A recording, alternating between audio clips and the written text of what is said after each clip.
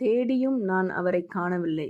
கிறிஸ்துவுக்குள் பிரியமானவர்களே, ராக்காலங்களில் என் படுக்கையில் என் ஆத்தும நேசரை தேடினேன். உன்னத பாட்டு ஒரு ராஜாவையும் அவரது மணவாட்டியையும் பற்றிய கதை. அவளுக்கு தனது மணவாளனை இழந்து போனது போல உணர்ந்த சில நேரங்கள் அங்கிருக்கின்றன.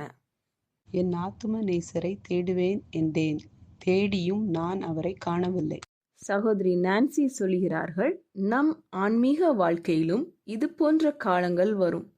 வேதாகமத்திலும் ஜெபத்திலும் தேவனோடு நெருக்கமாக நடந்து கொண்டிருந்தாலும் திடீரென்று உள்ளம் உலர்ந்து போனது போல தோன்றலாம். நீங்கள் அப்படிப்பட்ட ஒரு நிலையில் இருந்தாலும் மனம் தளராதீர்கள். உங்களுடைய இதயம் நேசிக்கும் ஒருவரை அவருடைய வசனத்திலும் ஜெபத்திலும் தொடர்ந்து தேடுங்கள். அந்த தேடல் வீணாகாது.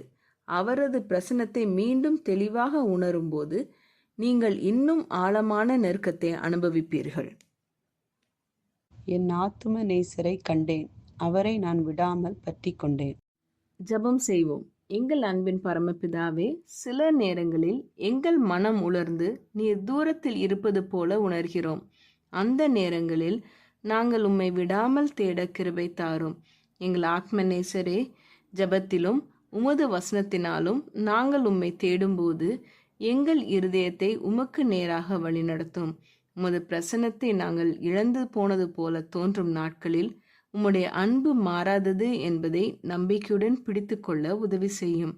உம்மை மீண்டும் ஆழமாக அனுபவிக்க நீர் எங்கள் உள்ளங்களை திறந்தருளும்.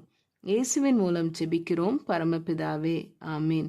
இந்த மெசேஜ் 28 மே 2024 நான்சி டிமோஸ் வோல்கமுத் அவர்களின் இயேசுவை தேடி என்ற புரோகிராமிலிருந்து எடுக்கப்பட்டது.